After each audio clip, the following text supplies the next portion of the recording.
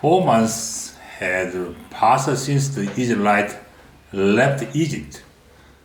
The cloud led the Israelites after they left Egypt. They had seen the awesome power of God. Through all experiences, God was teaching His people the importance of believing and obeying Him. The cloud led the Israelites to Kadesh on the border of Canaan, the land God had promised to give to them. At last they could go to Canaan, their new home. The Lord said to Moses, "Send 12 spies to explore the land of Canaan, which I am giving to the Israelites." Moses chose 12 men, one from each tribe. He sent them to explore Canaan. "Go up and see what the land is like, and whether the people who live there are strong or weak, few or many." Soon they left, began spying out the land. They gathered a variety of fruit to bring back to the camp. After 40 days, the 12 spies returned to Kadesh. Moses and Aaron and all the people gathered around them. There they reported to people and showed them the fruit of the land. 10 leaders of them reported, "We went into the land to which you sent us, and it does flow with milk and honey. There was nice and big fruit. It was a beautiful land. However, the people who live there are powerful, and the cities are fortified and very large. We cannot attack those people. They are stronger than we are. All the people we saw there are of great size. We saw giants there. We seemed like grasshoppers in our own eyes, and we looked the same to them." They spread a bad report to the Israelites. But Joshua and Caleb said to the whole Israelites, "The land we passed through and explored is extremely good. If the Lord is pleased with us, He will lead us into the land, a land flowing with milk and honey, and He will give it to us. Do not rebel against the Lord, and do not be afraid of the people of the land, because we will swallow them up. Their protection is gone, but the Lord is with us." However, they didn't listen to Joshua and Caleb. They followed the 10 leaders' negative report. That night, all the people of the community raised their voices and wept aloud. All the Israelites were filled with fear and doubt. They turned against Moses and Aaron and complained bitterly.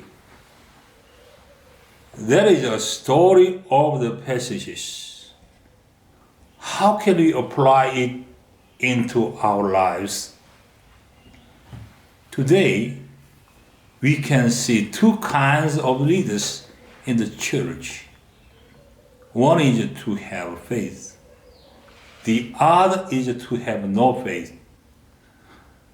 Both can see the situation and they can agree with some problems, but their attitude for solution are different. Some people who have faith can go through the problems and difficulties by faith. Some people who don't have faith cannot go through them and they can reason it. What is the faith in Hebrews chapter 11 verse 1? Faith is being sure of what we hope for and certain of what we don't see. In Hebrews chapter 11 verse 3, by faith we understand that the universe was formed at God's command, so that what is seen was not made out of what was visible. In Hebrews chapter 11 verse 6, without faith it is impossible to please God, because anyone who comes to Him must believe that He exists and that He rewards those who earnestly seek Him. In Hebrews chapter 10 verse 30, my righteous one will live by faith. Therefore, those who believe in Jesus should live by faith. Jesus rebuked disciples who have a lack of faith. In Mark chapter 16 verse 14, Jesus rebuked them for their lack of faith and their stubborn refusal to believe those who had seen Him after He had risen. One day, while Jesus' disciples were living on a boat, a furious storm came up. The waves broke over the boat so that it was nearly sunk. But Jesus was sleeping on a cushion. The disciples woke Him and said to him, Teacher, don't you care if you drown? Jesus got up and rebuked the wind and said to waves, Quiet, be still. That the wind died down and it was completely calm. He said to his disciples, Why are you so afraid? Do you still have no faith? Even though they were Jesus' disciples, they still had no faith at that moment. They were afraid of storms and big waves. Maybe you are church leaders and you have been at church for many years. But if you don't have faith, you will not please God. God is looking for somebody who has faith. God wants to work with somebody who has faith. God will use somebody who has faith. Don't look at the circumstances. Don't be afraid of difficulties. Believe that God will fight for you, and that God will protect you, and that God will lead you. Just believe and take possession of the promise of God.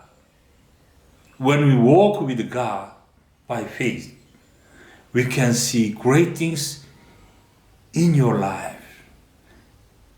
You can see great things in our lives. God will be pleased by the righteous who live by faith. Praise the Lord. Amen.